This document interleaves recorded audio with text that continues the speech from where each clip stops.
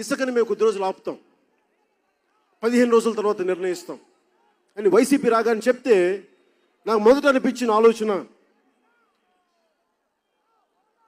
వారి చుట్టూ పెద్దలు, అనుభవజ్ఞులు, అజయ్ కల్లాం గారు లాంటి పెద్దలు ఉన్నారు, సుబ్రహ్మణ్యం గారు లాంటి పెద్దలు ఉన్నారు, ఐఏఎస్లు ఉన్నారు. వాళ్ళందరూ కూర్చొని కూడా వాళ్ళు ఊహించలేదంటే నేను వారి తప్ప నేను అనుకోవట్లేదు. అక్కడ ప్రజాస్వామ్యం లేదు, వైసీపీలో ఏకస్వామ్యం ఉందని నేను నమ్ముతున్నాను. అక్కడ నిజంగా ఏకస్వామ్యం అయితే ప్రభుత్వాలు కూలిపోతాయి. ఇన్ని లక్షల మంది వాళ్ళు ఊహించగలరా?